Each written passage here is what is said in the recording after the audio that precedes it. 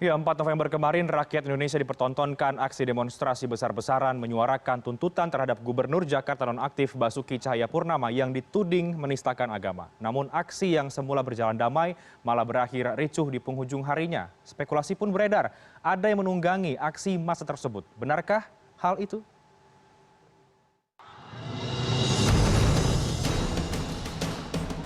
Unjuk rasa mendesak proses hukum dugaan penistaan agama yang dilakukan Gubernur DKI Jakarta nonaktif Basuki Cahayapurnama atau Ahok yang awalnya berlangsung aman dan tertib justru berakhir ricuh. Massa menuntut untuk bertemu langsung dengan Presiden. Namun, pengunjuk rasa ternyata diterima berdialog oleh Wakil Presiden Yusuf Kala serta Menko Polhukam Wiranto. Merasa tidak puas dengan tanggapan pemerintah, aksi mulai ricuh.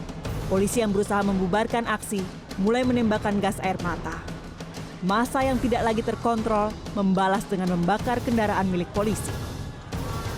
Presiden Joko Widodo akhirnya bersuara setelah menggelar rapat terbatas mendadak dengan sejumlah menteri. Kita menyesalkan kejadian Ba'da Isya yang seharusnya sudah bubar, tetapi menjadi rusuh. Dan ini kita lihat telah ditunggangi oleh aktor-aktor politik yang memanfaatkan situasi. Proses hukum terhadap saudara Basuki Cahayapurnama akan dilakukan secara tegas, cepat, dan transparan.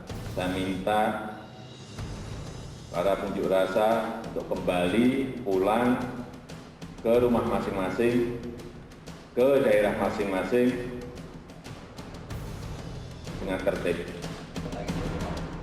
Aksi yang berakhir dengan kericuhan berbanding terbalik dengan apa yang disampaikan Wakil Ketua DPR RI Fadlizon dalam surat yang ditujukan langsung kepada Presiden Joko Widodo.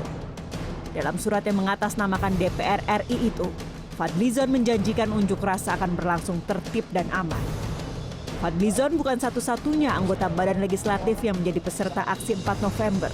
Rekannya, Wakil Ketua DPR RI Fahri Hamzah, juga menghimbau agar seluruh anggota DPR ikut serta dalam aksi tersebut. Saya menghimbau Ketua DPR hadir, itu loh, ya, supaya menunjukkan kepada masyarakat biasa demokrasi itu.